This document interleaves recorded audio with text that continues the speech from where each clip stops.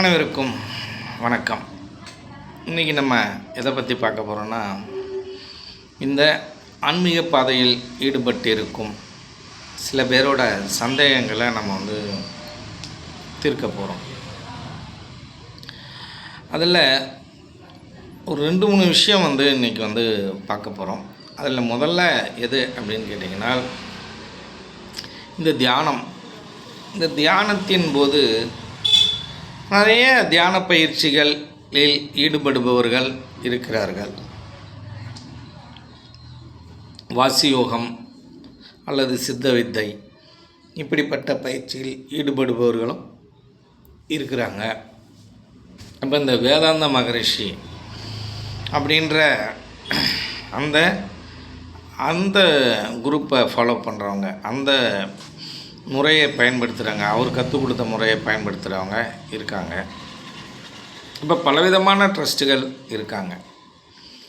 அவரவர்களும் ஒரு முறையை கற்றுக் கொடுக்கிறார்கள். ஆனால் யார் எந்த முறையை கற்றுக் கொடுத்திருந்தாலும் இவர்களுடைய தாய் குரு யார் அப்படின்னு கேட்டிங்கனால், இவர்கள் எல்லாருடைய தாய் குரு சிவானந்த பரமஹம்சர் என்ற ஒரு மாபெரும் ஞானி என்பதை யாரும் இங்கு மறந்துவிடக் கூடாது. ஏன் அப்படின்னு கேட்டிங்கனால், இவர்களுடைய குருநாதர்களுடைய குருநாதர் யாரோட சிஷ்யர்களாக இருந்திருப்பார் என்றால், வாசியோகத்தை கற்றுத்தேர்ந்தவராக இருந்திருப்பார். சிவானந்த பரமஹம்சருடைய அந்த சித்த வித்தையை இவர்கள் கற்றிருப்பார்கள். அதுக்கப்புறமா அவங்க வெளில போய் சில விஷயங்களில் கொஞ்சம் மாடுலேஷன் பண்ணி சில விஷயங்களை சேர்த்து சொல்லி கொடுக்குற வழக்கம் எல்லாம் இருக்குது. அது அவரவர்களுடைய விருப்பம். அது இங்கேருந்து போகிற அந்த மக்களுடைய விருப்பம். அவரவர்களுக்கு எது சரியாக இருக்குமோ அதை பொறுத்து தான் அவரவர்கள் அந்தந்த பயிற்சி நிலையங்களை தேடி செல்வார்கள். இப்போ அது மட்டும் அல்லாமல் அதில் ஒரு மிகப்பெரிய ரகசியமும் ஒன்று அடங்கியிருக்கிறது. என்னவென்று கேட்டீர்களேயானால், அவரவர்களுடைய பிராப்தம் இருக்கு இல்லையா, அந்த பிராப்தம் காரணமாக தான் இந்த பயிற்சிகள்லாம் எந்த ட்ரஸ்ட்டில் யார் போகணும், இவர்களுக்கு எவ்வளோ கால அவகாசங்கள் இருக்குது, உண்மை பயிற்சியை கற்றுக்கொள்வதற்கும் அதை பற்றி தெரிந்து கொள்வதற்கும் உண்மை தத்துவங்களை புரிந்து கொள்வதற்கும், அப்படி உண்மை தத்துவங்கள் தெரிந்தாலும் அதை நான் உணர்வதற்கும் சில கால அவகாசங்கள் இருக்குது. அந்த கால அவகாசங்கள் எதை பொறுத்தது என்றால், நாம் செய்யும் பாவ புண்ணியத்தை பொறுத்தது.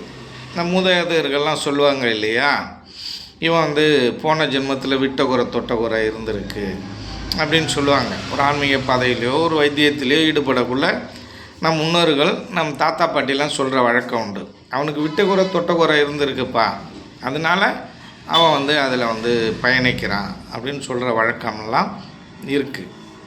அது எல்லாத்துக்குமே பயன்படுத்துவாங்க. அதே போல் யாராருக்கு எந்தெந்த முறைகளில் அவர்களுக்கு நாட்டம் இருக்கிறதோ அந்த முறைகளில் செல்லலாம். அதில் ஒன்றும் எந்த விதமான தவறும் இல்லை.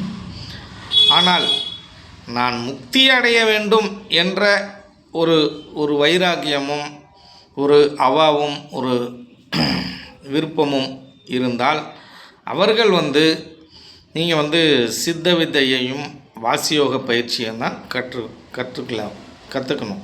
ஏன் அப்படின்னு கேட்டிங்கனால், இதுதான் உங்களை முக்திக்கான பயணத்தை முழுமையாக கடைசி வரையில் உங்களை கொண்டு போய் சேர்க்கக்கூடிய ஒரு பயிற்சி அப்படிங்கிறத தெளிவாக புரிஞ்சுங்க. உங்களோட குருநாதர் என்ன பண்ணியிருப்பார்னா, அவர் ஒரு நல்ல வழியை கற்றுருந்துருப்பார், இந்த சித்த வித்தை வாசியோகத்தை கற்றுருந்துருப்பார். ஆனால் அந்த குருநாதர் அதே வாசியோகத்தை மற்றவர்களுக்கு சொல்லிக் கொடுக்காமல் அதிலிருந்து மாறி சில வேறு பயிற்சிகளை சொல்லிக் கொடுப்பதற்கான காரணம் 2 காரணங்கள் இருக்கின்றன. ஒரு காரணம் என்னவென்று கேட்டால், இந்த மக்களுக்கு அந்த கெப்பாசிட்டி இல்லைன்னு அவராக முடிவு பண்ணிப்பார். இவர்களுக்கு இப்படி தான் கொடுத்தா தான் அவங்களுக்கு ஒரு சரியாக இருக்கும், அதை தான் ஏற்றுப்பாங்க அப்படின்னு அவங்களா முடிவு பண்ணிக்கிறது. அதை ஏற்றுக்கொள்பவர்கள் முடிவு பண்ணணும், அவங்க முடிவு பண்ணக்கூடாது. இன்னொன்று, தன்னை மேம்படுத்துவதற்காகவும் தன்னை முன்னிலைப்படுத்துவதற்காகவும் தன்னுடைய தன்மை தனித்துவமாக தெரிவதற்காகவும் இவர்கள் இதை மாதிரி செய்வார்கள். எப்பொழுதுமே இவர்களுடைய குருநாதரை இவர்கள் வெளியில் சொல்ல மாட்டார்கள். ஆனால் இவர்களை ஆய்வு செய்யும் பொழுது இவர்களுடைய தாய் குரு யாராக இருப்பார் அப்படின்னு கேட்டிங்கன்னா, அவர் சிவானந்த பரமஹம்சராக இருப்பார். அதுக்கு அடுத்தாற்போல் சிவானந்த குருகுலம், சிவானந்த குரு அப்படின்னு சொல்லிட்டு இந்த இமயமலை அடிவாரங்கள் எல்லாம் இருந்திருக்காங்க. அந்த சிவானந்தர் ஒருத்தவர் இருக்கார். இப்போ நம்மளுடைய இந்த சித்த வித்தை பயிற்சி செய்த சிவானந்தபுரம் சிறுக்கும் அங்கே இமயமலை அந்த மாதிரி பகுதிகளில் ஆசிரமங்கள் இவர் பேரிலும் இருக்குது. 2 பேர் பேரிலையும் அந்த ஆசிரமங்கள்லாம் அங்கே இன்றளவிலும் இருந்து வருகின்றன. இதற்கு என்ன காரணம் என்றால், அங்கெல்லாம் இந்த சிவானந்த பரமஹம்சர் சென்று இந்த பயிற்சிகளை பரப்பியிருக்கிறார், வாழ்ந்திருக்கிறார் என்பதை நாம் தெரிந்து கொள்ள வேண்டும். எப்படி இருந்தாலும் சரி, இந்த காலத்தை பொறுத்த வரையிலும் நீங்கள் ஒரு யோக பயிற்சி அப்படின்னால் அது ஒரு சரியான பயிற்சியாக இருக்கணும் அப்படின்னு நீங்கள் நினச்சிங்கன்னா, சிவானந்த பரமஹம்சரை நீங்கள் தொடாமல் நீங்கள் அந்த பயிற்சிக்குள்ளே நுழையவே முடியாது. இது பல பேர்களால் மறைக்கப்பட்டு இருக்குது. கேரளாவாக இருந்தாலும் சரி, நீங்கள் தமிழ்நாடாக இருந்தாலும் சரி, வடநாடாக இருந்தாலும் சரி, நிறைய இடங்களில் இது இவருடைய பெயர் மறைக்கப்பட்டிருக்கிறது, நிறைய பிரபலங்களால் மறைக்கப்பட்டிருக்கிறது என்பது தான் இங்கே உண்மையாக இருக்கிறது. இப்போ பிரபலமாக இருக்கும் இந்த நபர்கள் எல்லாம் சித்த வித்தையை பற்றி நன்றாக அறிந்தவர்கள், இதை தெரியாதவர்களாக இருப்பதற்கு வாய்ப்பில்லை. அப்போ இந்த பயிற்சியை சொல்லி கொடுக்கக்கூடாது. இந்த பயிற்சியை சொல்லி கொடுத்தால் நமக்கான தனித்துவமும் லாபமும் அதிகமாக இருக்காது. ஏனென்றால் சிவானந்த பரமஹம்சருடைய சட்டத்திட்டங்கள் அப்படி. பயிற்சிகளுக்கு நீங்கள் பணம் வாங்கக்கூடாது, உங்கள் வாழ்க்கை முறையெல்லாம் இப்படி தான் இருக்கணும் அப்படின்னு வாழ்க்கை முறையை அவர் சட்டத்திட்டங்கள் 30 சட்டத்திட்டங்களின் மூலம் வழிவகை செய்ததனால் அவர்கள் எல்லாம் அதிலிருந்து விலகி இவர் பெயரை சொல்லாமல் இருக்கும் இந்த குருமார்களின் கூட்டம் இருக்குது. சரி, எப்படி இருந்தாலும் சரி, எந்த பயிற்சியாக இருந்தாலும் சரி, தியானம் அப்படின்னு நீங்கள் செய்யும் பொழுது தியானம் பண்ணுறீங்க. தியானம் பண்ணக்குள்ள நீங்கள் ஒரு ஆழ்நிலை ரொம்ப நேரமாக தியானம் பண்ணிட்டீங்க. பண்ணக்குள்ள சில பேருக்கு என்ன நடக்கும் அப்படின்னா, இந்த எண்ணங்கள் அலைப்பாஞ்சிக்கிட்டே இருக்கும். அங்கேயுமா அலைப்பாஞ்சிக்கிட்டே இருக்கும். அப்படி அலைப்பாஞ்சிக்கிட்டு இருக்கும் பொழுது அது என்ன ஆகும், சில நேரங்களில் டயர்டாகும். அப்படியே எதிர்காலத்தை பற்றி நினைக்கும், கடந்த காலத்தை பற்றி நினைக்கும், நிகழ்காலத்தில் இருக்காது. அதோட வேலை என்ன பண்ணோம், நம்மளோட கஷ்ட நஷ்டங்கள், இன்பத் துன்பங்கள், அதை பற்றி யோசிக்கிறது. வருங்காலத்தில் என்ன நடக்க போகுதோ அதை பற்றி யோசிப்பது. என் வாழ்க்கை முறை எப்படிலாம் நான் அமைச்சுக்கணும் அதை பற்றி யோசிப்பது. இப்படி இதை சார்ந்தே இருக்கும். ஒரு சில நேரங்களில் இந்த மனம்ங்கிறது டயர்டாகிடும். அப்படி இல்லாட்டினா மனம் ஜீவனோட போய் லயிச்சிடும். இந்த ஜீவனோட லயிக்க செய்வதற்கு இந்த சித்த வித்தை பயிற்சியும் வாசியோக பயிற்சியும் யார் கற்றிருக்கிறார்களோ அவர்களுக்கு அந்த முறை தெரியும். ஜீவனில் மனதை கொண்டு போய் வச்சு லயிக்க வைக்கிற அந்த முறை அவர்களுக்கு தெரியும். மற்ற தியானங்களில் இருப்பவர்கள் இது தெரியுமானா தெரியாது. அப்போ அவர்களுக்கே தெரியாமல் என்ன பண்ணியிருப்பாங்க அப்படின்னு கேட்டிங்கன்னா, ஒரு எண்ணமற்ற நிலைக்கு ஒரு சில வினாடிகள் சென்று இருப்பார்கள். இப்போ அது மட்டும் இல்லாமல் தூங்கி தூங்காமல் சுகம் காணுவது எக்காலம் அப்படின்னு பட்டினத்தார் சொல்வார். அப்படி தூங்கியும் தூங்காமலும் இருக்கிற ஒரு இடைப்பட்ட நிலை அப்படி இருக்கும். அப்போ அது அந்த மனமற்ற அந்த தன்மையில் ஏற்படும். அப்படி ஏற்படும் பொழுது சில பேருக்கு சில அனுபவங்கள் கிடைக்கும். என்ன அனுபவங்கள் அப்படின்னு கேட்டிங்கன்னா, நம்மளோட உடல் இருக்கு இல்லையா, இந்த உடல் வந்து பறக்கிற மாதிரி ஒரு அனுபவம். உடல்லேருந்து உயிருங்கிறது வெளியில் எங்கேயோ திரிகிற மாதிரி ஒரு அனுபவம். உடலில் உயிர் இல்லாத மாதிரி ஒரு அனுபவம். அதே சமயம் இந்த உடல் லேசாக இருக்கிற மாதிரி ஒரு அனுபவம். உடலே இல்லாத மாதிரி ஒரு அனுபவம். அது மட்டும் அல்லாமல் இந்த உடல் எங்கே இருக்குது, கை எங்கே இருக்குது, கால் எங்கே இருக்குது, தலை எங்கே இருக்குது, நான் எந்த திசையை நோக்கி உட்கார்ந்துருக்கேன் அப்படிங்கிறதே தெரியாமல் ஒரு எண்ணமற்ற தன்மைக்கு சில வினாடிகள் சில நிமிடங்கள் போவது உண்டு. இப்படி நடக்கும் பொழுது இதற்காகலாம் பயப்பட வேண்டிய அவசியம் இல்லை. இது இயல்பானது, தியானத்தில் இயல்பானது. இப்படி நடக்கும் பொழுது நீங்கள் என்ன செய்து கொள்வீர்கள் என்றால், நான் மிக உயர்ந்த நிலையை அடைந்து விட்டேன், நான் ஒரு ஸ்பெஷலான ஒரு தியானியாக மாறிவிட்டேன், தியானம் செய்வதில் கைத்தேர்ந்த ஆளாக நான் மாறிவிட்டேன் என்பதெல்லாம் தவறு. இது எப்போ வேணுமோ இந்த அனுபவம் உங்களுக்கு கிடைக்கலாம். நீங்கள் தியானம் பண்ண முதல் நாளே கிடைக்கலாம், 10ஆம் நாள் கிடைக்கலாம், ஒரு வருஷம் கழிச்சு கிடைக்கலாம், யாருக்கு எப்போ வேணுமோ கிடைக்கலாம். அது அந்த மனதுடைய அந்த தன்மையை பொறுத்தது. அந்த மனமற்ற நிலையில் நீங்கள் உங்களை உருவாக்கி இருந்தால் இது தானாக நடந்திருக்கும். இந்த நிகழ்வு சித்த வித்தியார்த்திகளுக்கு நிறைய தடவை நடக்கிறதுக்கு வாய்ப்பு இருக்குது. அது என்ன காரணத்தால் அப்படின்னா, அவர்கள் ஒழுங்காக புருவ மத்தியில் தன் கவனத்தை வைத்து செய்யும் பொழுது மனமற்ற நிலைக்கு அவங்க என்ன பண்ணுவாங்க, மனம் ஜீவனோடு லயிக்கும் நிலைக்கு அடிக்கடி போவது வழக்கமாக இருக்கிறது. அது எப்படி என்றால், நீண்ட நேரம் தவம் செய்யும் பொழுது, 1 மணி நேரத்தை தாண்டி அப்படி தவம் செய்யும்போது, இல்லை அந்த 1 மணி நேரத்தை கடக்கிற அந்த தருணத்தில் அது மாதிரி வாய்ப்பு இருக்குது. இப்போ ஒரு 2 மணி நேரம் அப்படி செய்யறவர்களுக்கு வாய்ப்பு இருக்குது. இல்லை, எவ்வளோ நேரம் செஞ்சாலும் இந்த அனுபவம் கிடைக்காமலும் இருக்கலாம். எப்படி வேண்டுமானாலும் இது இருக்கலாம். எப்படி இருந்தாலும் இது ஒன்றும் ஒரு மிகப்பெரியசாகவும் நினச்சிக்க வேண்டாம், நீங்கள் சாதாரணமாகவும் நினச்சிக்க வேண்டாம். தியானம் செய்யும் அனைவருக்குமே நடக்கக்கூடிய இயல்பான நிகழ்வு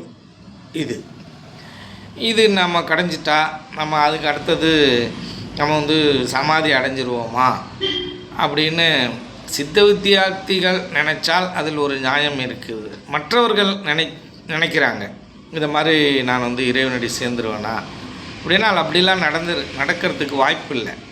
காரணம் என்றால் இறைவனடி சேர முடியாது. ஆனால் இறப்பதற்கு வாய்ப்பு இருக்குது.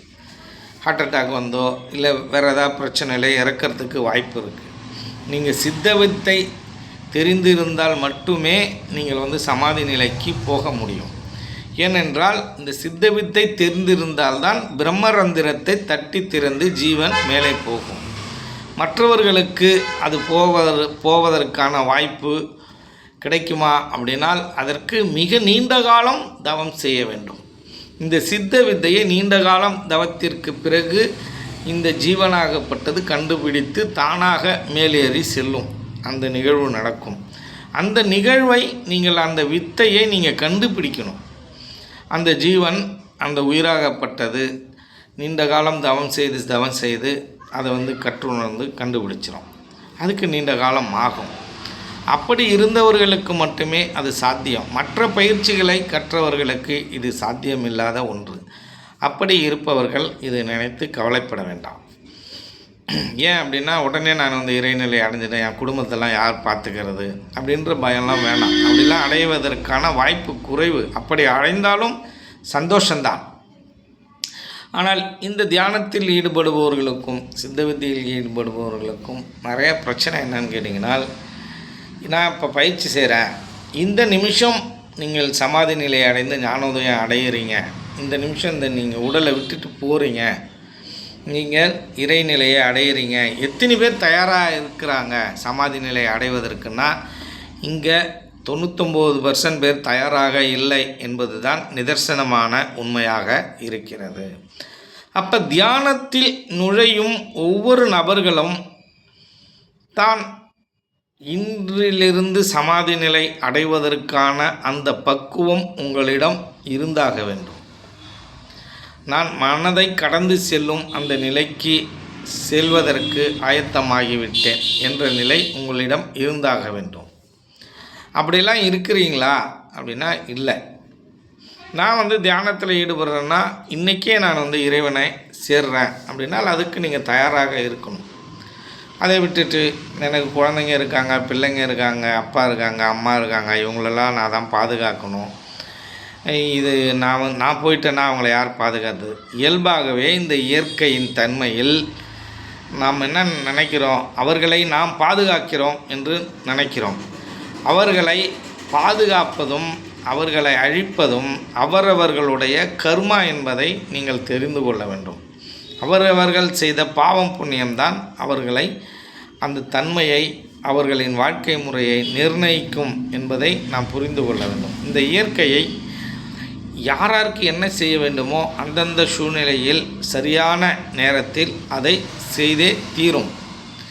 என்னால் தான் நடக்குது அப்படிங்கிறதெல்லாம் இது எப்படி இருக்குது அப்படின்னு கேட்டிங்கன்னா இது ஒரு மூட நம்பிக்கையாக தான் இருக்கும். ஏனென்றால் நாம் இறந்ததுக்கு அப்புறம் இதோட எந்த நினைவும் இருக்காது. ஆனால் அவர்கள் வாழ்ந்து கொண்டு தான் இருப்பார்கள். அது இயற்கையோட தன்மையில் அது தானாகவே நடக்கும் என்பதை நீங்கள் தெரிந்து கொள்ள வேண்டும். ஒன்று. இப்போ இது மாதிரி தியானத்தில் நான் மிகப்பெரிய நிலையை அடைந்து விட்டேன், நான் என்னோடய குண்டலினி சக்தியை ஏற்றி விட்டேன், என் குண்டலினி சக்தியை ஏற்றி தலையில் வச்சுட்டேன், எனக்கு தலையெல்லாம் வலிக்குது. அப்போ இப்படி ஒரு ஃபீலிங்கை உண்டு பண்ணுற ஒரு ட்ரஸ்ட்டு இதை மாதிரி நபர்கள்லாம் இருக்காங்க. இப்போ குரங்க நினைக்கக்கூடாது அப்படின்னு நான் உங்கள்கிட்ட தியானம் பண்ணக்குள்ளே குரங்க நினைக்காதீங்க அப்படின்னு சொல்லிட்டேன்னா நீங்கள் குரங்கையே நினச்சிக்கிட்டு இருக்கீங்க. நான் எதை நினைக்கக்கூடாதுன்னு குரங்கு வேணாம், பணத்தை நினைக்காதீங்க அப்படின்னு சொல்கிறேன். நீங்கள் பணத்தை நினச்சிக்கிட்டே நினைக்க விடான்னு சொல்லிட்டாங்கன்னு அதையே நினச்சிக்கிட்டு இருப்பீங்க. இதுதான் இங்கே மனிதனோட மனதிற்குள்ள பிரச்சனை. எதை செய்யக்கூடாது அப்படின்னு சொல்கிறோமோ அதை நோக்கியே நம்மளோட பயணம் எல்லாம் இருக்கும். நம்மளோட நினைவுகள் எண்ணங்கள் எல்லாம் அதை நோக்கியே இருக்கும். இப்போ இப்படி தான் தலையில் நீங்கள் உங்களோட குண்டலினி சக்தியை ஏற்றிக்கிட்டிங்கன்னா உங்களுக்கு தலையை பாரமாக இருக்கும். அப்புறம் நம்ம அந்த சக்தியை திரும்பவும் இறக்கணும்.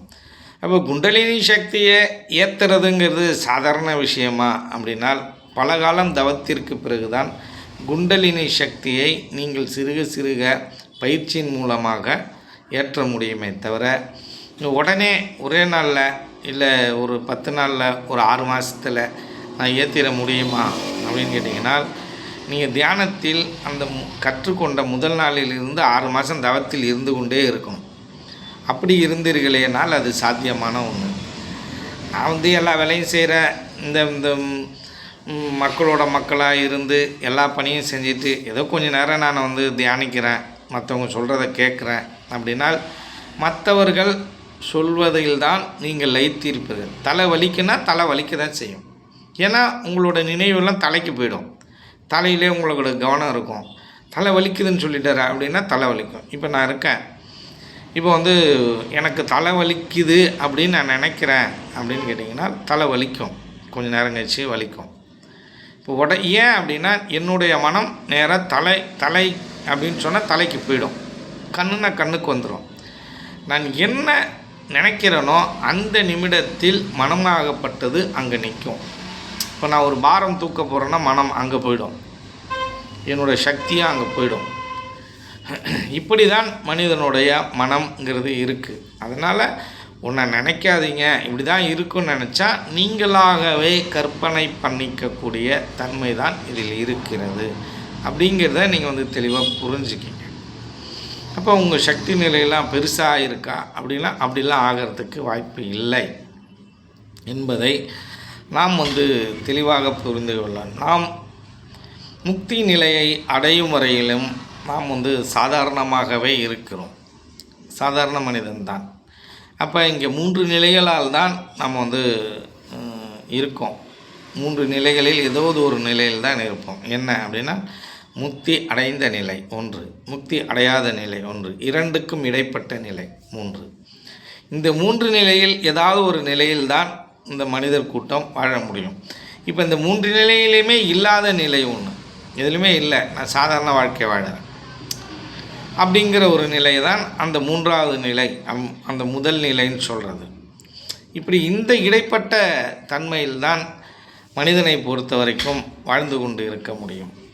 சில பேர் சில காரணங்களால், சில விஷயங்களால், அவங்களால சில நூல்களை படிக்கும்போதோ, சில குருமார்கள் நீங்கள் இது மாதிரி இருந்தீங்கன்னா உங்களுக்கு சக்தியெல்லாம் அதிகமாக கிடச்சிரும், உங்களுக்கு நோயெல்லாம் தீர்ந்துடும், நிறைய விஷயங்கள் கிடைக்கும் அப்படின்னக்குள்ளே இவங்கெல்லாம் என்ன பண்ணுவாங்கன்னா, தன்னை பெருசாக எண்ணிக்கொள்வார்கள். எனக்கு பெரிய சக்தி கிடைச்சிருச்சு. அவனோட பேசுகிற விதமே வேறையாக இருக்கும். இப்போ அங்கே போனோன்னே இவன் தியான பயிற்சி கற்றுக்கிட்டோன்னா, என்னெல்லாம் ஏற்று பேசக்கூடாது, ஏற்று பேச என்ன நடக்கும் தெரியுமா, உனக்கு ஏதாவது தப்பு நடந்துடும், ஏன்னால் நான் அவ்வளோ பெரிய சக்தி படைத்தவன் அப்படின்ற எண்ணம் அவனுக்குள்ளே தானாக வந்துடும். அந்த எண்ணம் தானாக வரும்பொழுது அவன் மிக மிக கீழ்நிலையில் தான் சென்று கொண்டிருப்பான். நம்ம எப்பொழுதும் சாதாரணமாக நினைத்து கொள்ளும் பொழுது தான் நம்மளோட பயணம் சிறுக சிறுக மேல் நோக்கி பயணம் பண்ணும். நம்மளை எப்போது உரியவராக நீங்கள் நினைக்கிறீங்களோ அப்போ உங்களோட அகங்காரம் வெளிப்பட்டிருக்கும். அகங்காரம் வெளிப்பட்டுச்சு அப்படின்னாலே நம்ம கடைசி ஸ்டேஜில் இருப்போம். இப்போ அப்புறமா என்ன பண்ணோம், மனம், சித்தம், புத்தி, அகங்காரம் ஒன்றுத்தை ஒடுக்கி கொண்டு போகணும். அப்போ கடைசி ஸ்டேஜ் எங்கே அப்படின்னா, மனிதர்கள் அந்த அகங்காரத்தின் வழியாக தான் இங்கே நடந்து கொண்டிருக்கிறார்கள். தன்னை உயர்ந்த நிலையில் நீங்கள் நினைத்தீர்களால் ஆனால் அந்த அகங்காரத்தின் வழியாக தான் நீங்கள் செயல்பட முடியும். இந்த உலகமும் இந்த உலகத்தில் உள்ள எல்லா நபர்களும் இந்த அகங்காரத்தின் வழியாக தான் செயல்பட்டு இருக்கிறார்கள். அந்த அகங்காரத்தின் இன்னொரு மறுரூபமாக தான் இந்த மாயை உள்ளது. அந்த மாயையின் வழியே தான் இந்த பிரபஞ்சம் இயங்குகிறது, உருவாகியிருக்கிறது. நான் ஏற்கனவே சொன்ன மாதிரி கடவுளோட இங்கே இன்னொருத்தவருக்கு மிகப்பெரிய வேலை அதிகமாக இருக்குது. அவர் யாருன்னா மாயை. எல்லோரையும் மாயையில் சிக்க வைத்து அவர் மண்ணுக்கு தள்ளுறது தான் மாயையோட வேலை. இந்த உடலிலிருந்து இந்த உயிரை பிரித்து எடுக்கும் அந்த வழியை தான் இந்த மாயை செய்து கொண்டிருக்கிறது. இங்கே இந்த மாயைக்கு என்ன வேலைனால், இங்கே யாரையும் முக்தி அடைய விடாது, உங்களை தெளிவடைய விடாது, உங்கள் ஞான நிலையை அடைய விடாது. அதனுடைய வேலை அதான். அப்போ கடவுளுக்கு அதிகமாக வேலை இருக்கா, இல்லை மாயைக்கு அதிகமாக வேலை இருக்குன்னா, இங்கே மாயைக்கு தான் அதிகமாக வேலை இருக்குது. அதனால்தான் சில பேர்கள் அந்த மாயையை, அந்த இருள் தன்மையை கடவுள் என்று கூறுவார்கள். ஆனால் அந்த இருளிலிருந்து நம்மை வெளிச்சத்துக்கு எது கொண்டு வருகிறதோ அதுதான் கடவுள். இந்த உலகம் முழுக்க இருள் தானே நிரம்பி இருக்குது. இருள் நிரம்பி இருந்ததுன்னா ஒரு தீக்குச்சியை கொளுத்தினீங்கன்னா அந்த இடத்துல இருள் நீங்கிடும். அதே போல் தான் இங்கே இருக்கும் ஒவ்வொரு மனிதனுக்குள்ளோடையும் அவனுடைய ஜீவன் இங்கே மிகப்பெரிய ஜோதியாக இருக்கிறது. இந்த உலகம் இருளாக இருக்கிறது, அவனுடைய அந்த உயிராகப்பட்டது அது மிகப்பெரிய ஜோதியாக திகழ்கிறது. இந்த மிகப்பெரிய ஜோதியை வைத்து தான் நாம் நம்ம அந்த முக்தி நிலையை அடைய வேண்டும். இந்த இருளை நீக்க வேண்டும். மீண்டும் நாம் இந்த ஜீவனை நம் உடலிலிருந்து வெளியேற்றி அது எங்கிருந்து வந்ததோ அந்த இடத்திற்கு மீண்டும் அனுப்பக்கூடாது. ஆனால் உண்மை என்னவென்றால், நாம் தனித்துவமாக தான் இங்கே இருக்கிறதுக்காக வந்திருக்கிறோம். அந்த பணியை நம்ம சரியாக செய்யணும். இதை மாதிரி போலித்தன்மையில் நான் எனக்கு சக்தி அதிகமாக கிடச்சிருச்சு அப்படி இப்படின்னு சொல்லிட்டு இதெல்லாம் நீங்கள் சிக்குண்டிங்கன்னா இந்த கீழ்நிலையை தான் அடைய தோணும். இப்படி தான் ஒரு பையன் ஒரு 20 வருடங்களுக்கு முன்னாடி, ஐயா நான் சில யோகங்களை கற்றுக்கொண்டேன், அந்த யோகத்தின் வழியாக நான் மிகப்பெரிய பலன்களை அடைந்து சக்தி நிலையில் அதிகமாக இருக்கிறேன். நான் ஒரு பிளேடை என்ன பண்ணுவேன், ஒரு கட்டி தொங்க விட்டு காற்றடிச்சுன்னா அந்த பிளேடு தானாகவே இப்படி அப்படியே அசையும். இப்போ காற்றடித்தாலே அது அசையும். அவன் இங்கேருந்து இந்த பிளேடை உங்கள் அந்த கண்ணாலேயே பார்த்து அந்த பிளேடை நான் நவுத்தவா அப்படின்னு கேட்பான். காற்றடித்தா தானாக நவுறப்போகுது. அந்த பிளேடை நவுத்தி நம்ம என்ன பண்ண போகிறோம்? இதில் ஏதாவது ஒரு பயன் இருக்கா அப்படின்னால் மகான்கள் எப்பொழுதுமே எது செய்தாலும் அதில் மற்றவர்களுக்கு பயன் இருக்கிறதா அப்படி தான் யோசிப்பாங்க. இப்போ வந்து இந்த வேலையை ஒரு காற்றே செஞ்சிடுமே, ஒரு மனிதன் செய்யணும்னு அவசியமே இல்லை. காற்றடிச்சதுன்னா என்ன பண்ணும், பிளேடு வந்து தானாகவே வந்து அசையக்கூடிய தன்மையில் இருக்கும். தம்பி எனக்கு இதை மாதிரிலாம் மேஜிக்லாம் தெரியாது, நீங்கள் நிறைய மேஜிக் கற்றுக்கிட்டு இருக்கீங்க, இந்த மேஜிக் கற்றுக்கிட்டதெல்லாம் சரியாக இருக்கணும் அப்படின்னால் நான் ஒரு ஆசிரமத்துக்கு உங்களை அனுப்புகிறேன், அங்கே போய் இருந்துட்டு வாங்க, இன்னும் நிறைய விஷயங்களை அவங்க கற்றுக் கொடுப்பாங்க அப்படின்னு சொல்லிவிட்டு அவரை வந்து ஒரு ஆசிரமத்துக்கு அனுப்பிச்சேன். அதுக்கு நிறைய ரூல்லாம் இருக்குது. அந்த ரூல்களை எல்லாம் நாம் வந்து அவங்கள்ட்ட பேசி, இல்லை இவர் வருவார், கொஞ்ச நாள் இருப்பார், இவரை நீங்கள் எல்லாரையும் எப்படி பார்த்துக்கிறீங்களோ அதை மாதிரி பார்த்துங்க அப்படின்னு சொல்லி அனுப்பிச்சோம். அந்த மனிதரால் ஒரு 10 நாள் கூட அங்கே வந்து தாக்கு பிடிக்க முடியவில்லை. அவர் வந்துட்டார். 10 நாள் கூட நான் ஒரு இடத்துல போய் என்னால் அந்த பணியை செய்ய முடியல, அந்த இறைப்பணியை செய்ய முடியல, மக்களுக்கான தொண்டை செய்ய முடியலன்னா அவர் என்ன கற்றுக்கிட்டு என்ன பண்ண போகிறாரு? இப்படி நிறைய பேரை நம்ம வந்து வேறு விதமாக டைவர்ட் பண்ணி உண்மை தத்துவங்களை அவர்களுக்கு உணர்த்திருக்கிறோம். இந்த மாதிரி தான் ஒரு அம்மா அங்கேருந்து வந்தாங்க. எனக்கு வந்து ஆன்மீகத்தில் மிகப்பெரிய ஆர்வம் கிடச்சிருச்சு, நான் வந்து ஒரு ஆசிரமத்தில் போய் தங்கி ஆன்ம சாதனை பண்ண போகிறேன் அப்படின்னு ரொம்ப காலமாக சொல்லிக்கிட்டே இருந்தாங்க. அவர் கணவரும் ஒரு நல்ல மனிதர் தான், ஆன்மீகத்தில் 2 பேரும் இருப்பவர்கள் தான். இதை சொல்லிகிட்டே இருக்கும்போது நான் என்ன சொன்னேன், நீங்கள் சொல்லக்கூடாது, உடனே இதை செயல்படுத்துங்க அப்படின்னு சொன்னேன். சொன்ன உடனே அவங்க கணவன் மனைவிக்குள்ளே 2 பேருக்கும் சண்டை வந்துருச்சு. என்ன அப்படின்னால், அவங்க அதை செயல்படுத்தணுன்னா அந்த வீட்டை விட்டுட்டு போகணும். அப்போ அந்த கணவர் என்கிட்ட வருத்தப்பட்டார். அப்போ அந்த அம்மாட்ட நான் சொன்னது என்னன்னா, ஒரு விஷயத்தை நீங்கள் செய்ய வேண்டும் என்றால், இப்போ ஒரு தியானம் பண்ண வேண்டும் என்றால் உங்களுக்கு என்ன வேணும்? ஒரு அமைதியான சூழ்நிலை வேண்டும். அதற்கென்று ஒரு தனிமையான ஒரு அறை வேண்டும். அந்த அறை உங்கள் வீட்டிலே இருக்குது. அப்படி இருக்கும்போது நீங்களே ஆசிரமத்தை தேடி ஓட வேண்டும். அங்கே தேடி போவதனால் உங்களுக்கு என்ன பிரயோஜனம்? அங்கேயும் அதே அறை, அதே நிசப்தம், இதுதானே அங்கேயும் இருக்குது. ஏன் அது உங்கள் வீட்டிலேயே அதற்கான சூழ்நிலை அமையும் போது இங்கேருந்து ஏன் அங்கே போகிறீங்க? இங்கேருந்து அந்த உயர்நிலையை அடையலாம் என்று அதுக்கப்புறம் அவர்களிடம் நிறைய விஷயங்களை சொல்லி அவர்களை வந்து அங்கே தங்க வச்சுன்னு வச்சுங்க, அந்த ஆசிரமத்துக்கு போகாமல். இப்படியெல்லாம் தன் நிலையை வந்து உயர்ந்த நிலை என்று எண்ணிக்கொள்ளும் நிறைய நபர்களை நம்ம வந்து இங்கே வந்து பார்க்குறோம் மனிதர்கள்ட்ட. ஆனால் திரும்பவும் சொன்ன மாதிரி இங்கே வந்து என்ன அப்படின்னா, நான் முக்தி அடைந்த நிலை, அடையாத நிலை, 2 நிலை தான் இருக்குது. எனக்கு பெரிய சக்தி கிடச்சிருச்சு, என்னால் இது பண்ண முடியும், அது பண்ண முடியும், அப்படி பண்ணுறவங்க அதை மாதிரி சொல்ல மாட்டாங்க. ஏன் அப்படின்னா, பலவிதமான இடையூறுகள் மற்றவர்களால் கிடைக்கும். அதை எப்படி பண்ணுவாங்க அப்படின்னா, யார்கிட்டையும் சொல்லாமல் ரொம்ப சைலண்ட்டாக சில விஷயங்களை செய்வார்கள். அதுதான் உண்மையாக இருக்குது. வள்ளலாரும் அப்படிப்பட்ட நிகழ்வுகளை தான் நிகழ்த்தியிருக்கிறார். வள்ளலார்கிட்ட ஒரு நோய் இருக்குது அப்படின்னு போய் ரொம்ப கம்பல் பண்ணி அவங்க வந்து அழும்பொழுது, இல்லை கட்டாயப்படுத்தும்பொழுது அவர்கள் வந்து அதுக்கெல்லாம் நான் ஒன்றுமே பண்ண முடியாது, நீங்கள் போய் மருந்தை சாப்பிடுங்க அப்படின்னு சொல்லுவார். கேட்க மாட்டாங்க. சரி நீங்கள் வீட்டுக்கு போங்க சரியாயிடும் அப்படின்னு சொல்லிவிட்டு இவர் என்ன பண்ணுவார், அவங்களுக்கே தெரியாமல் அவர்களுடைய வியாதியை தான் ஏற்றுக்கொண்டு குணப்படுத்துவார்.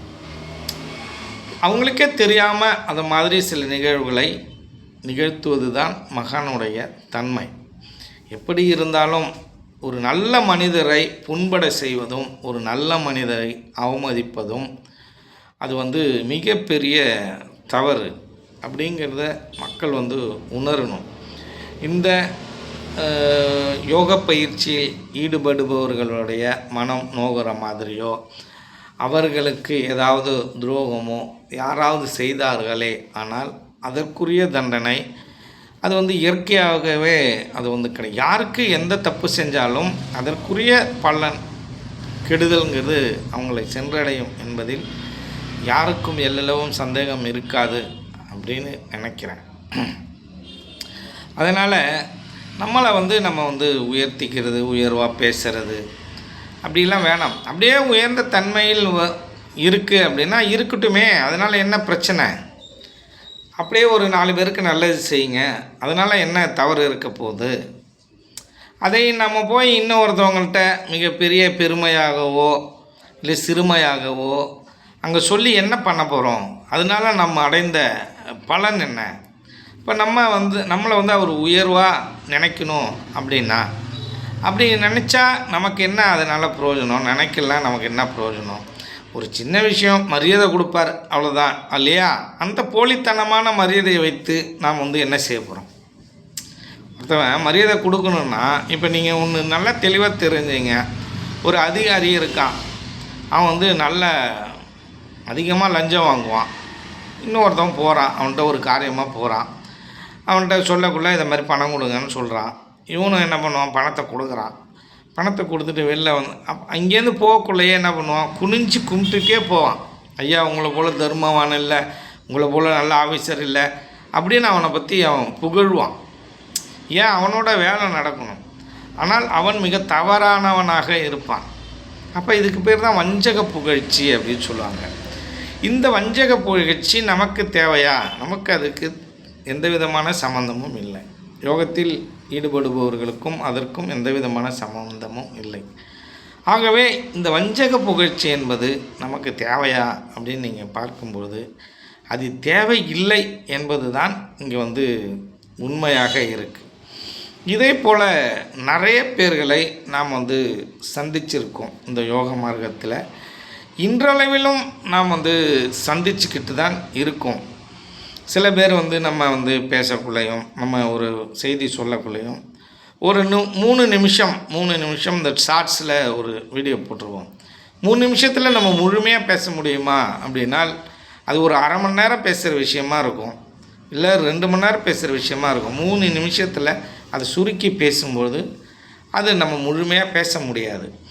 அப்போ நம்ம முழுமையாக ஒரு விஷயத்தை பேசும்பொழுது அதை கேட்கக்கூடிய மனநிலையில் நிறைய பேர் இல்லை. 3 நிமிஷத்தில் பார்த்துட்டு தள்ளி விட்டுட்டு போயிட்டே இருக்கான்.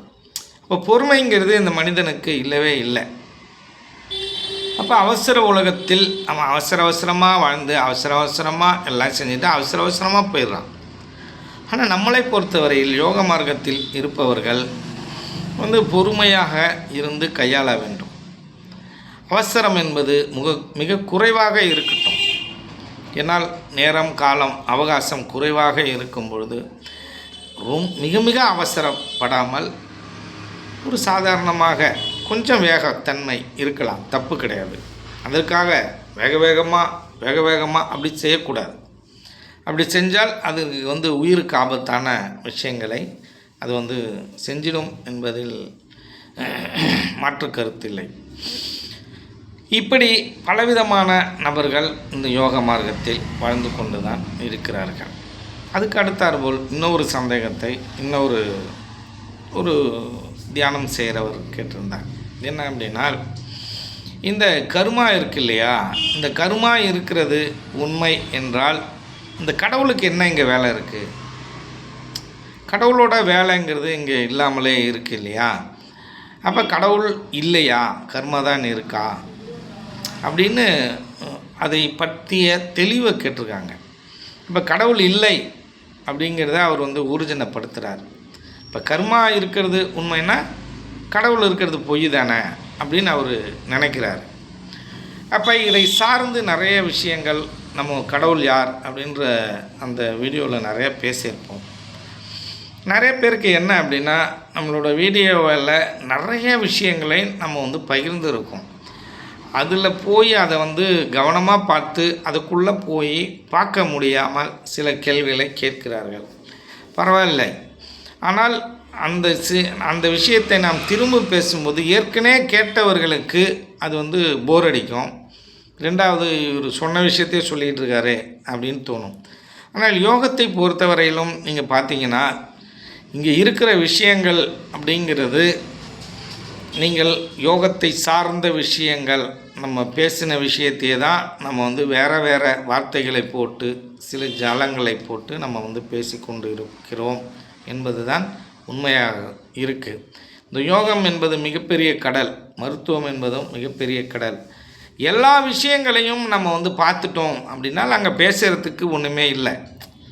அப்போ அடுத்தது யோகத்தை விட்டுட்டு நம்ம மருத்துவத்துக்கு தான் போகணும். அதே போல் தான் இப்போ வந்து திரும்ப திரும்ப அந்த கேள்வியை கேட்டுக்கிட்டே இருந்தாங்கன்னா நம்ம அந்த பதிலை சொல்கிறதுக்குள்ளே நமக்கே ஒரு சலிப்பு வருது. சலிப்பு அப்படிங்கிறது நம்ம உங்களுக்கு பதில் சொல்கிறதுக்கு தான் தயாராக இருக்கும். சலிப்புங்கிறது நான் வந்து ஒரே இடத்தில் உட்காந்து எத்தனை மணி நேரம் பேசணும்னு நினைக்கிறீங்களோ அத்தனை மணி நேரம் ஆன்மீகத்தை சார்ந்து நான் பேசிக்கொண்டே இருப்பேன். எனக்கு ஒன்றும் அதில் வந்து எந்த விதமான தடங்களும் இல்லை. ஆனால் சில பேருக்கு அது வந்து சில சலிப்பு ஏற்படுத்தும். சரி, இருந்தாலும் பரவாயில்லை, அது சொல்கிறதுக்கு முயற்சி பண்ணுறேன். இப்போ இந்த இறைவனாகப்பட்டவர் எப்படி இந்த உலகத்தை நிர்ணயித்திருக்கிறார் அப்படின்னு கேட்டிங்கனால், இப்போ இந்த உடல் இருக்கு இல்லையா, இந்த உடலை வந்து எப்படி இருந்தோம் அப்படின்னால், நம்ம ஏற்கனவே மண்ணாக தான் இருந்தோம். அந்த மண்ணில் இருந்து பரிணாம வளர்ச்சி அடைந்து ஒரு தாவரமாகி, அப்புறம் தாவரத்தில் இருந்து மற்ற பரிணாம வளர்ச்சியில் ஒரு அறிவு, 2 அறிவு, இப்படியே வளர்ந்து கடைசியில் இந்த மனித பிறவியை எடுத்திருக்கிறோம். ஆனால் ஆன்மா என்பது ஒன்றாக தான் இருந்திருக்கிறது. இந்த உடல் தன்மையில் நம்ம மாறி மாறி வந்திருக்கோம். ஆன்மாங்கிறது ஒன்றா தான் இருந்திருக்கு. அதே போல் இந்த ஆன்மா பல பிறவிகள் எடுத்திருந்தாலும் நம் அப்பா அம்மாட்டேருந்து இப்போ ஆணா இருந்தால் அப்பாட்டேருந்து வரார், பெண்ணாக இருந்தால் அம்மாட்டேருந்து வராங்க. அப்படி வரும் பட்சத்தில் இந்த ஆன்மாவுக்கு அழிவில்லை என்பது எல்லாராலேயும் சொல்லப்பட்டிருக்கு. சில பேர் ஆன்மாவை ஒற்றுக்கொள்வதில்லை. சரி, அது ஒரு பக்கம் இருக்கட்டும். இந்த இறைநிலை எப்படி இருக்கிறது என்று நீங்கள் கேட்டீர்களேயானால், இந்த உடல் அந்த உயிர்த்தன்மையில் இந்த உடலாக இந்த உடலை எடுக்கும் அந்த தருணத்தில் அது வந்து வளர்ந்து குழந்தையாக வரும்பொழுது ஹார்ட்டு அதோட வேலையை தானாக செய்யுது. நம்மளா செய்கிறோமா? அது தானாகவே செய்யுது. அதே போல் தன்னுடைய கண்ணை இமை காப்பது போல் அப்படின்னு சொல்கிறோம். அந்த கண்ணை வந்து இமை காத்துக்கிட்டே இருக்குது. அது எல்லாம் எப்படி நடக்குதுன்னா, அந்த ஒரு செகண்டில் அதற்குள்ளார இருக்கிற அதுக்குள்ளன்னு போய் அதை நம்ம என்ன சொல்கிறோம், சனம் அப்படின்னு சொல்கிறோம். அந்த சனப்பொழுதில் எல்லாமே நடந்துடும். அறிவுக்கு போய் அங்கேருந்து ஆர்டர் வந்து திரும்பி அந்த செயல் செய்கிறது, இதெல்லாம் ஃபாஸ்ட்டாக நடக்கும், ரொம்ப வேகமாக நடக்கும். மனதிற்கு மின்னலை தாண்டிய வேகம் இருக்குது. அப்படிப்பட்டது தான் இந்த மனம், இந்த அறிவு எல்லாமே. இப்படி இந்த உடல் உறுப்புகள் எல்லாம் தானாகவே நம்மளை இயக்குகின்றன. இந்த மூச்சு தானாகவே வந்துட்டு போகுது, நுரையீரல் தானாகவே ஃபங்க்ஷன் ஆகுது. இப்படி இருக்கிற தருணத்தில் இதையெல்லாம் யார் வடிவமைத்தார்கள் என்றால் ஒரு சிலர்கள் கூறுவதுண்டு. என்ன சொல்லியிருக்காங்க அப்படின்னால், இது வந்து இயற்கையாகவே பரிணாம வளர்ச்சியில் நடந்திருக்கு அப்படின்னு சொல்கிற வழக்கம் உண்டு. ஆனால் 2 கண்ணு தான் இருக்கணும், ஒரு கொசு இருக்குது, அந்த கொசு சின்னதாக தான் இருக்கணும், அதுக்கும் கண் இருக்கணும், அதுக்கும் உணவு வேணும், அதோட உடல் இப்படி இருக்கணும், ரெக்கை இப்படி இருக்கணும், அது பறக்கணும். இதை மாதிரி விஷயங்கள்லாம் யார் வடிவமைச்சது? இந்த மூக்கு இப்படி தான் இருக்கணும், வாய் இப்படி தான் இருக்கணும், இந்த முகம் இப்படி தான், மனிதனோட முகம் இப்படி தான் இருக்கணும், அவனுக்கு 2 கை இருக்கணும், கால் இருக்கணும். இந்த ஒரு திட்டமிடல் இருக்கணும் இல்லையா? நம்மளுடைய திட்டம், ஏதாவது ஒரு செயலை செய்யும் பொழுது ஒரு திட்டமிடல் அப்படின்னு ஒன்று நடந்திருக்கும். அதே போல் முதலில் இந்த மனித உருவம் படைத்ததற்கான ஒரு திட்டமிடல் இருந்திருக்கும். அந்த திட்டம் எப்படியோ அது வந்து பரிணாம வளர்ச்சியில் நடந்திருக்கட்டும், இல்லை இந்த இறைநிலையும் இப்படி தான் மனிதன் இருக்க வேண்டும் என்ற அந்த திட்டமிடலை அவர் திட்டமிட்டிருக்கட்டும். எப்படி வேண்டுமானாலும் நீங்கள் எடுத்துக்கொள்ளுங்கள். அந்த திட்டமிடல் அப்படின்னு ஒன்று இருக்கு இல்லையா? அந்த திட்டத்தை முதல்ல அவர் வந்து திட்டமிட்டுட்டார் அப்படின்னால், கண்ணு தான் இப்படி தான் இருக்கணும், ஹார்ட்டுனா இப்படி தான் இருக்கணும், இது இப்படி ஃபங்க்ஷன் பண்ணணும் அப்படின்னு ஒரு அமைப்பை அமைத்து விட்டால் அதற்கப்புறம் இயல்பாக அந்த விஷயம் தானாகவே எப்படி நடந்து கொண்டு இருக்கிறதோ அதுக்கப்புறம் அது இயல்பாகவே தானாகவே நடக்கும். ஒவ்வொரு தடவையும் இறைவன் அந்த பணியை செய்ய போகிறாரா அப்படின்னா செய்ய மாட்டார். அவர் என்ன பண்ணிட்டார் அப்படின்னு கேட்டிங்கன்னா, இந்த பணியையெல்லாம் ஏற்கனவே ஒரு திட்டமிட்டு ஒரு அமைப்பாக அமைத்து விட்டார். இது தானாகவே நடக்கும் அளவிற்கு இந்த கிரகங்களையும் இந்த உடல் அமைப்பையும் இந்த ஐம்பூதங்களையும் ஐம்புலன்களையும் எல்லாத்தையும் வடிவமைத்து விட்டார். அதற்கப்புறம் அவர் வெறுமையாக இருக்கிறார். இந்த செயல் எல்லாம் தானாகவே நடக்கிறது. இப்போ இந்த உடலை உருவாக்குவதற்கு தான் ஒரு பெண்ணோட அந்த கருப்பை தேவைப்படுகிறது. அவர்களிடமிருந்து அந்த உணவு தன்மையை எல்லாம் எடுத்துக்கொண்டு இந்த மனிதனோட உடல் அப்படியே கொஞ்சம் கொஞ்சமாக உருவாகி ஒன்று ஒன்றா உருவாகி ஒரு மனித உருவம் எடுக்கும் பொழுது இதை இவ்வளோ நேரம் தான் இயங்கணும் அப்படின்னு யாராவது சொல்லி இயக்கிட்டு இருக்காங்களா ஹார்ட்டன்னா? அப்படிலாம் இல்லை, இயல்பாகவே அது நடக்குது இல்லையா? அதே போலவே இந்த கர்மாக்களை மூலமாக இந்த மனிதனுக்குரிய நல்லது கெட்டது எல்லாம் நடக்க வேண்டும் என்று இறைவன் ஏற்கனவே எல்லா விஷயங்களையும் நிர்ணயித்து விட்டார். அவருடைய படைப்போட வேலையெல்லாம் முடிந்து விட்டது. இதற்கப்புறம் அவர் எப்படி இருப்பார்னா வெறுமையாக தான் இருப்பார். எல்லாத்தையும் கண்காணிச்சுக்கிட்டு இருப்பார். ஒரே இடத்துல வெறுமையாக இருக்கிற கண்காணிச்சுக்கிட்டு இருக்கார். அப்போ இந்த கர்மா இருக்கிறது உண்மையா அப்படின்னால் கர்மா இருப்பது உண்மை. கர்மா இருப்பது உண்மையினால் இறைவனுக்கு வேலை இல்லை. ஆனால் இறைவன் இல்லாமல் இல்லை. இறைவன் இருக்கிறான், ஆனால் இறைவனுக்கு வேலை இல்லை. அந்த வேலையை தான் கர்மா பார்த்து கொள்கிறதே. அதுக்கு என்ன பிரச்சனை? இப்போ இந்த உடம்பை இயக்கணும் அப்படின்னால் இந்த ஐம்புலன்கள் வழியாக தான் இந்த உடம்பை இயக்கணும். அது எப்படி இயங்கணும், என்ன இயங்கணும் அப்படின்றது ஒரு ஃபார்மெட் இருக்குது. நமக்கு இயல்பாகவே அந்த ஃபார்மெட் இருக்குது. அதன் வாயிலாக தான் அது இயங்கும். அதை மீறி அது இயங்குமா அப்படின்னா இயங்காது. தூக்கனா இப்படி தான் தூங்கணும் அப்படின்னு ஒரு ஃபார்மெட் இருக்குது, அப்படின்னு ஒரு வழிமுறை இருக்குது. அப்படி தான் தூங்க முடியும். அதற்கு மேல் வேறு எப்படியாவது தூங்கணும்னு நினச்சிங்கன்னா தூங்க முடியாது. நம்ம இப்படி தான் பேசணும் அப்படின்னு ஒரு வழிமுறை இருக்குது. நான் வாய் மூடிட்டு பேசணும் அப்படின்னா நிறைய பேருக்கு புரியாது. மூக்கு வழியாக தான் மூச்சு விடணும் அப்படின்னு ஒரு வழிமுறை இருக்குது. மூக்கு அடைச்சிக்கிட்டோன்னா நம்ம இறந்துடுவோம். இதையெல்லாம் ஏற்கனவே வழிவகை செய்யப்பட்டு விட்டது. அதன் வாயிலாக தான் இந்த உலகம் இயங்கிக் கொண்டிருக்கிறது. ரொம்ப சிம்பிளாக ஏற்கனவே நான் சொன்னதை திரும்பவும் சொல்கிறேன். இந்த பிரபஞ்சத்தை இந்த இந்த பிரபஞ்சம் இருக்கு இல்லையா, இந்த பிரபஞ்சங்கிறது இந்த கிரகத்தின் மூலமாக இயக்கப்படுகிறது. இதை ஏற்கனவே என்ன பண்ணிட்டாங்க அப்படின்னு கேட்டிங்கன்னா, திட்டமிட்டு இந்த படைப்புகள்லாம் ஏற்கனவே படைக்கப்பட்டு விட்டன. இதுக்கு மேலே இந்த படைப்பை மாற்ற முடியுமா அப்படின்னால் மாற்ற முடியாது. அது எல்லாம் தானாகவே நடந்து கொண்டே இருக்கும். இந்த பூமி சுற்றுவது தானாகவே நடக்கும். இந்த சூரிய ஒளிங்கிறது தானாகவே சுற்றும் பொழுது தானாகவே நம்ம மேலே விழும். இது இயல்பாகவே டெய்லி நடந்துக்கிட்டே இருக்கும். இதுக்கு நம்ம ஆர்டர் போடணும்னு அவசியம் இல்லை. ஆர்டர்லாம் ஏற்கனவே போட்டாச்சு. இப்படி புரிஞ்சுங்க, ஆர்டர்லாம் ஏற்கனவே போட்டாச்சு.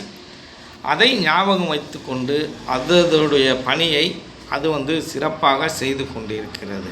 இந்த உலகத்தில் எல்லா கிரகங்களும் தன்னுடைய பணியை செப்பனிட செய்து கொண்டிருக்கிறது. ஆனால் இந்த மனிதன் மட்டும்தான் அவனுடைய பணியை அவன் செய்யாமல் அதற்கு பதிலாக வேறு பணிகளை இவன் செய்து கொண்டிருக்கிறான் என்பதுதான் இங்கே உண்மையாக இருக்கிறது. எப்படி இருந்தாலும் சரி, கர்மாவின் வழியாக தான் இந்த மனிதன் இயக்கப்படுகிறான் என்பதில் எந்த விதமான தவறும் இல்லை. அதுதான் உண்மையாகவும் இருக்கிறது. ஏன்னு கேட்டிங்கனால், அவர் ஒரு தவறை உங்களை செய்ய சொல்லியோ ஒரு நல்லதை செய்ய சொல்லியோ உங்களுக்கு புகுத்தலை. எப்படி இப்படிலாம் நல்லது செய்யணும், எப்படி இப்படிலாம் தப்பு பண்ணணும், எது எதெல்லாம் தப்பு எது எதெல்லாம் சரி அப்படின்னு ஒரு ஃபார்மெட்டை ஏற்கனவே அவங்க வகுத்து வச்சுட்டாங்க. எது எது சரியானது எது எது தவறானது அப்படின்னு சித்தர்கள் மகான்கள் எல்லாமே அவங்க வகுத்து வச்சுட்டாங்க. அந்த இயற்கை வகுத்து வச்சிருச்சு. அதுக்கப்புறம் நம்மளோட செயல்பாட்டில் தான் அது எல்லாமே இருக்குது, எது சரி எது தப்புங்கிறது. ஒரு காலகட்டத்தில் நீங்கள் ரொம்ப உயர்ந்த நிலையை அடைஞ்சிட்டிங்கன்னா, இங்கே மேலேருந்து நீங்கள் இந்த மனிதர்களை பார்க்கும்போது இங்கே இந்த உலகத்தில் எதுவும் சரியானதும் அல்ல, எதுவும் தவறானதும் இல்லை என்பதை நீங்கள் உணரும் தருணம் வரும். அந்த உணரும் தருணம் வரும்பொழுது தான் நீங்கள் எந்த நிலையில் இருப்பீங்க அப்படின்னா முக்தி அடைந்த நிலையில் இருப்பீங்க. அப்போ நீங்கள் என்ன பண்ணுவீங்க? அங்கே மன்னிக்கும் தன்மை அதிகமாக உங்களிடம் இருக்கும். ஏனென்றால் இந்த மனிதன் மனதின் வழியாக நடப்பவன் தான். அவன் மனதின் வழியில், ஆசையின் வழியில், எண்ணங்கள் வழியில் நடப்பவன் தான் மனிதன்.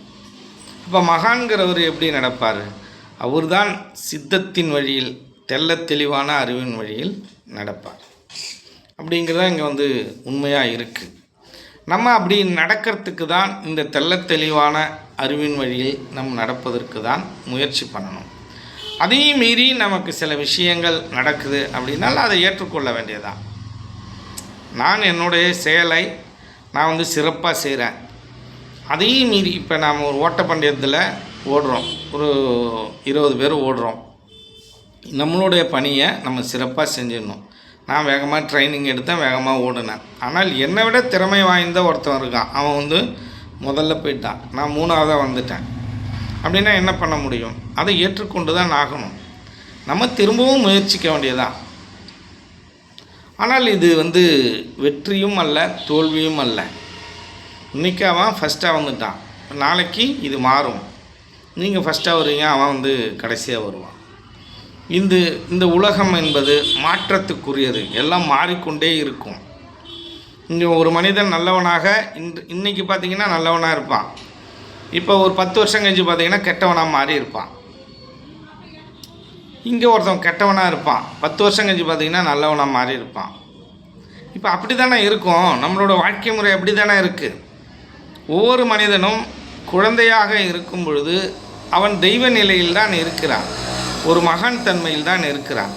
வளரும் பொழுது இந்த சமுதாயத்தில் இருந்தும், சமுதாயத்தில் இருக்கும் மக்களிடம் இருந்தும் நல்ல விஷயங்கள், கெட்ட விஷயங்கள், இது ஒன்றாக அவன் தெரிந்து கொண்டு அதன் வழியில் நடக்கும் பொழுது தான் அவன் நல்லவனாகவும் கெட்டவனாகவும் அங்கே மாறப்படுகிறான். ஆனால் ஒரு மனிதனுக்குள் நல்லத்தன்மையும் கெட்டத்தன்மையும் 2 கலந்தே இருக்கிறது. இதில் எது அதிகமாக இருக்கிறதோ அதை தான் அவனுடைய தன்மையாக நாம் ஏற்றுக்கொள்வோம்.